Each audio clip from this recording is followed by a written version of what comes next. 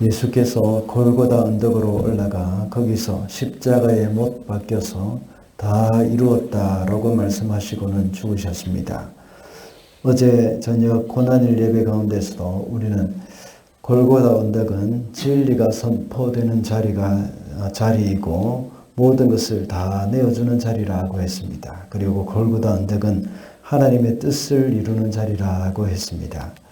이렇게 예수께서 십자가에 못 박혀 죽으신 날이 안식일 전날로서 예비일 또는 유월절 준비일이라고 했습니다. 그래서 유대인들로서는 좀 바쁜 날이었죠. 오늘 본문에서는 예수께서 돌아가시고 그 후에 유월절이 되기 전까지 그 일어난 사건들을 기록해 놓은 것입니다. 그날은 로마 병사들이 예수님의 죽음을 확인했고 시체를 장사했습니다.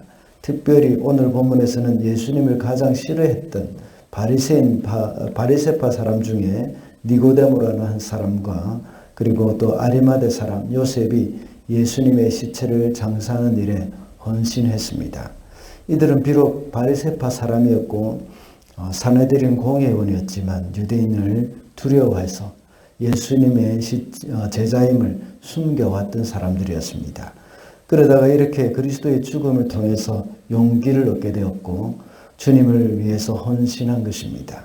도대체 그리스도의 죽음이 어떤 것이길래 이런 사람들이 주를 위해서 헌신했을까 생각이 들기도 합니다. 그래서 오늘은 그리스도의 죽음이라는 제목으로 말씀을 살펴보겠습니다. 첫째로 그리스도의 죽음은 완전한 죽음입니다. 33절과 34절입니다. 예수께서 와서는 그가 이미 죽으신 것을 보고 다리를 꺾지 않았다. 그러나 병사들 가운데 하나가 창으로 그 옆구리를 찌르니 곧 피와 물이 흘러나왔다. 예수님이 십자가에서 운명하시자 유대인들은 안식일에 시체를 나무에 달아두는 것을 원하지 않았습니다. 그래서 빌라도에게 가서 시체의 다리를 꺾어서 치워달라고 요청했습니다. 그때 당시에 십자가 사형수에 다리를 꺾는 이유가 있습니다. 그 이유는 십자가형을 받는 사람은 빨리 죽지 않고 극심한 고통 가운데 서서히 죽어가기 때문입니다. 어떤 사형수는 3일 이상을 십자가에 매달려 있는 경우도 있습니다. 그래서 더 이상 죽음을 기다릴 수 없게 되면 다리를 꺾어버립니다. 왜냐하면 반쯤 죽은 상태에서 다리까지 꺾어버리면 더 이상 도망을 갈 수 없기 때문입니다. 그러다가 결국은 죽게 되는 것이죠. 그런데 예수님의 다리는 꺾지 않았습니다. 왜냐하면 이미 돌아가신 것이 확인되었기 때문입니다. 예수님은 다른 죄수들과는 달리 십자가에 달리시기 전에 채찍에 엄청나게 맞으면서 이미 몸이 약할 대로 약해졌습니다. 그래서 십자가를 지고 골고다로 올라갈 때도 기운이 없어서 도저히 갈 수가 없는 상태였습니다. 그래서 구레네 사람 시몬이 그 십자가를 대신 지고 가게 된 것입니다. 군병들은 예수님이 완전히 죽으셨다는 것을 확인하고는 힘들여 다리뼈를 꺾을 필요가 없었던 것입니다. 그래서 창으로 옆구리만 찔러봤던 것이죠. 그러니 물과 피가 쏟아져 나왔습니다. 예수님의 부활을 부인하려고 애쓰는 사람들은 예수님이 죽지 않고 기절했기 때문에 3일이 지난 후에 다시 살아난 것이라고 말을 하는 사람도 있습니다. 그러나 오늘 성경 본문에서는 예수님이 완전히 죽으셨다는 것을 증언하고 있습니다. 부활이라는 것은 죽음을 전제로 하는 것이죠. 완전한 죽음이 없으면 부활도 없는 겁니다. 이미 죽었기 때문에 다시 살아났을 경우에 그것이 바로 부활이라고 말을 하는 것입니다. 국제 YWM의 창시자인 로렌 커닝햄의 책을 보면 배를 하나 구입한 것이 있는데 그 배의 이름이 아나스타시스라고 기록되어 있습니다. 헬라어로 부활이라는 의미입니다. 이렇게 이름을 지은 아나스타시스라고 이름을 지은 이유가 있습니다.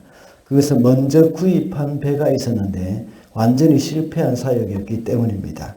그는 다시는 배를 구입하지 않으려고 했지만 참 하나님의 귀한 인도로 또 다른 배를 살 수가 있었습니다.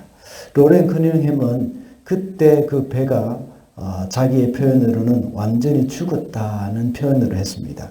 그래서 그 배가 완전히 죽어버렸기 때문에 하나님이 새 배를 주시면서 부활의 뜻이라는 아나스타시스라고 불렀던 것입니다. 아마 이것은 옛 사람의 죽음과 새 사람의 부활로 이 부활한 것을 생각했던 것 같습니다. 예수님도 역시 완전히 죽으셨기 때문에 부활하신 것입니다. 완전히 죽지 않으면 부활이라는 단어를 쓰지 않습니다. 우리도 역시 완전한 부활에 이르기 위해서는 완전한 죽음이 있어야 합니다. 물론 육체의 완전한 죽음뿐만 아니라 영적으로 우리의 옛 사람의 완전한 죽음이 있어야 하는 것입니다. 그리스도께서 십자가에 죽으신 그 완전한 죽음은 바로 우리 옛 사람의 완전한 죽음이기도 합니다. 주님이 죽으신 그 죽음이 바로 저와 여러분의 죽음이기 때문입니다. 그러므로 부활의 소망을 가진 우리는 십자가에서 우리 주님과 함께 완전하게 죽어야 함을 우리가 잊지 말아야 하겠습니다. 둘째로 그리스도의 죽음은 예언의 성취입니다. 36절과 37절입니다. 일이 이렇게 된 것은 그의 뼈가 하나도 부러지지 않을 것이다 한 성경 말씀이 이루어지게 하려는 것이었다. 또 성경에 그들이 자기들이 찌른 사람을 쳐다볼 것이다 한 말씀도 있다. 사도 요한은 이렇게 이루어진 사건을 성경의 말씀이 이루어진 것이라고 증언을 했습니다. 어제도 우리가 살펴보았던 것처럼 사도 요한은 예수님의 죽음 하나하나 그리고 또 십자가에 달린 것 하나하나 거기서 말씀하신 것조차도 그것이 다 구약의 성경이 이루어졌다는 사실을 적어 놓았습니다. 출애굽기 오늘 본문에 나와 있는 36절은 출애굽기 12장 46절과 민수기 9장 12절에 나오는 그 유월절 어린 양을 잡을 때에 뼈를 꺾지 말아야 한다는 것을 기록해 놓은 것이 있습니다. 이 말씀을 주석한 책을 보면 어린 양이 한 마리 전체로 드려진 것처럼 그리스도의 희생의 죽음이 완전한 죽음으로 드려진 것임을 강조하기 위해서였습니다. 그리고 시편 34편 20절에 보면 여호와께서 의인의 모든 뼈를 보호하시며 그 중에 하나도 꺾이지 아니하였도다 라는 말씀을 인용한 것이 있습니다. 그리스도께서 모든 인류를 대신해서 완전히 죽으셨습니다. 그렇지만 로마 군병들이 그 뼈를 꺾지 못하게 하셨던 것처럼 그의 영혼을 지키실 것이라 하는 사실을 나타내 주는 것입니다. 그때 당시는 유월절이 오면 그 전날 미리 어린 양을 잡게 됩니다. 예수님이 십자가에 달려 죽으신 날이 바로 유월절 바로 전날입니다. 이와 같이 요한은 그리스도의 죽음을 유월절을 준비하기 위해서 잡고 있는 어린 양의 죽음과 동일시하고 있는 것을 알 수가 있습니다. 유월절 어린 양은 예수님의 그림자였습니다. 그렇지만 이제 그 실체가 되시는 그리스도께서 죽으심으로 그 안에 있는 모든 사람의 죄가 용서받게 되었음을 우리가 알 수가 있습니다. 이것이 바로 그리스도께서 모든 인간의 죄를 대속하는 죽음이라는 것을 더욱더 분명하게 우리에게 말씀해 주고 있는 것입니다. 그리고 37절에 나오는 그들은 자기들을 찌른 사람을 쳐다볼 것이라고 한 말씀이 있습니다. 이것은 스가랴서 12장 10절의 말씀을 인용한 것입니다. 사도 요한은 이 구절을 두 번 인용했습니다. 하나는 오늘 본문에서 인용한 것인데 이것은 예수님이 부활하실 경우 그를 찌른 자들도 부활의 주님을 볼 것이라는 그런 기록입니다. 그리고 또 하나의 기록은 요한계시록에 기록하면서 인용했습니다. 계시록 1장 7절에서 인용하고 있는데 그때는 그리스도께서 재림하실 때 그를 찌른 자들이 볼 것이라는 것을 말씀하고 있는 겁니다. 이와 같이 그리스도의 죽음의 한순간 한순간은 수천 년 전에 이미 하나님이 미리 말씀하신 것이 이루어지는 순간이었습니다. 이렇게 복음서를 기록함으로써 초대교회 당시에 당하게 되는 많은 핍박을 이겨낼 수 있는 힘을 얻게 된 것입니다. 초대교회 성도들은 예수님의 죽음이 과거의 메시아에 대한 예언의 성취임을 증명해 주는 것입니다. 그리고 그 앞으로 다시 오실 메시아에 대한 기대까지 이렇게 연결함으로써 고난을 잘 이겨나갈 수 있도록 해주었던 겁니다.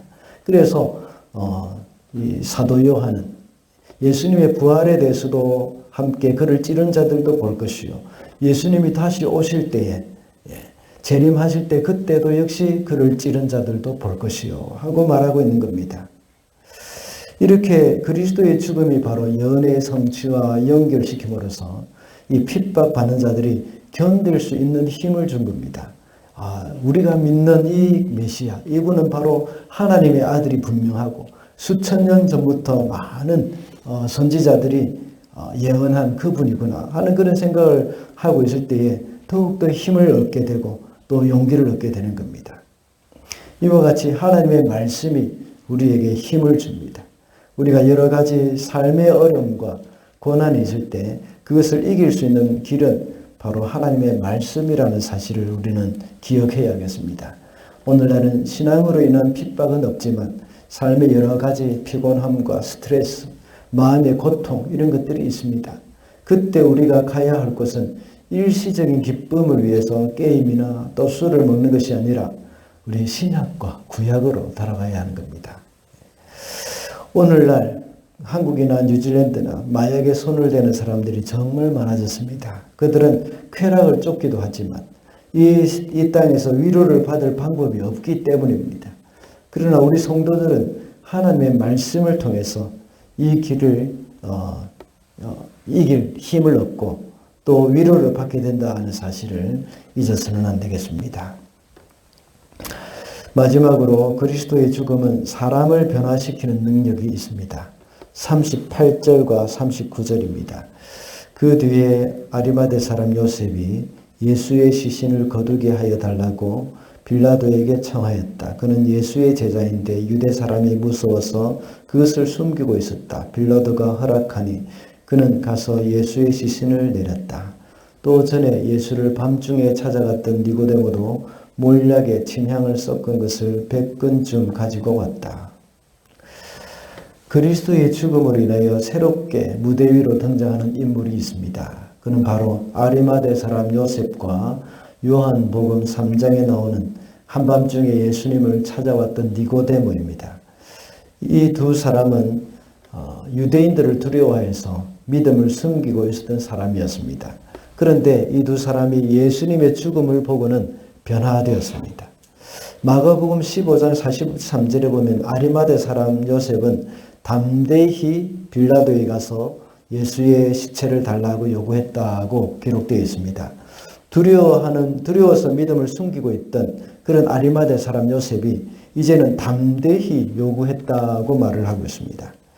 이들은 사내들인 공회원으로서 유대인들의 특권층입니다.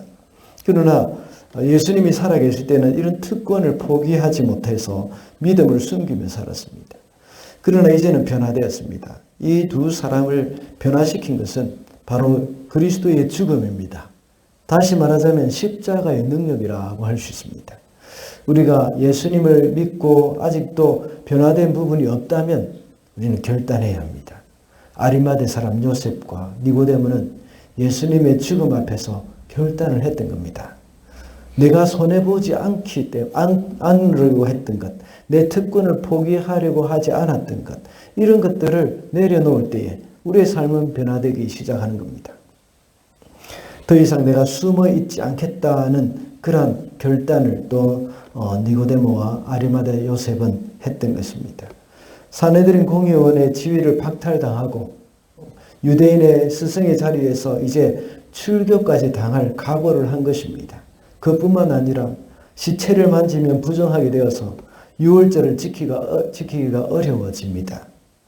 그 유대인의 관원이었고 바리새인이었고 철저하게 율법을 지켰던 사람들이 이제 유월절도 지키지 못하게 되는 그런 일들이 일어났던 겁니다. 그들은 이런 것도 다 감수를 했던 것입니다. 오늘날도 많은 성도들이 아직도 예수 믿는다는 사실을 드러내기를 꺼려하는 사람들이 많습니다. 직장에 가서 또 식사를 할 때도 부끄러워서 기도조차도 하지 못하는 그런 일들도 있습니다. 그것은 핍박이 두렵다기보다는 아직 예수 믿는 것을 부끄러워하는 마음이 있기 때문입니다. 또는 교회에서 말씀을 들을 때마다 마음에 다짐을 하지만 문 밖에 나가고 나면 용기를 내지 못하기도 합니다. 여러 가지 손해를 봐야 하는 것이 많기 때문입니다.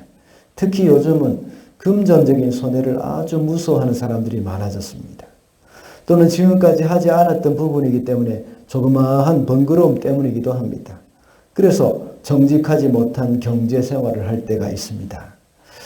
하나님의 말씀대로 사는 것으로 인해서 당하게 되는 어떤 어려움이나 손해를 보는 것을 더 이상 두려워해서는 안 됩니다. 우리는 그리스도의 죽음을 보면서 결단을 해야 합니다. 그것이 바로 변화의 시작이고 개인 신앙의 부흥이라고 할 수 있습니다. 말씀을 맺겠습니다. 오늘은 그리스도의 죽음이라는 제목으로 말씀을 살펴봤습니다. 그리스도의 죽음은 완전한 죽음이며 여언의 성취라고 했습니다. 그리고 그리스도의 죽음은 사람을 변화시키는 능력이 있다고 했습니다. 그리스도의 죽음이 나의 죽음이라고 믿고 새롭게 살아가는 저와 여러분이 되시기를 바랍니다.